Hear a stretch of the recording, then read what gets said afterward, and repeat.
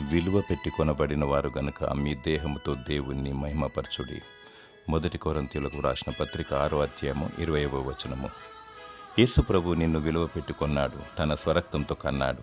నీవు ఆయన సొత్తు. చాలాసార్లు నేను దేవుని బిడ్డను అని రోషముతో చెబుతాము, కానీ సాతానుకు ఇష్టమైన పనులు అనగా చెడు పనులు, అబద్ధము, దొంగతనము, వ్యభిచారము, నరహత్య, కామ వికారముతో కూడిన అసహ్యమైన తలంపులు, ఇవన్నీ సాతానునికి ఇష్టమైన పనులు.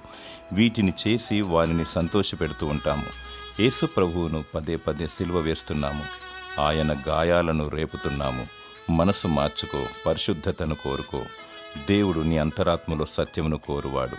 చూపు ద్వారా, క్రియ ద్వారా, తలంపు ద్వారా, మనసు ద్వారా, వినికిడి ద్వారా, ప్రాణాత్మ దేహము ద్వారా చేసిన ప్రతి తప్పిదమును క్షమించమని కోరుము. దేవుడు నిన్ను క్షమిస్తాడు. ఆయన ప్రాణాత్మ దేహములను నరకములో వేయగల శక్తిమంతుడు. ఆయనకు మాత్రమే భయపడుము. దేవుణ్ణి మహిమపరచుము.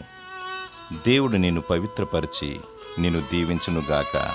ఆమేన్.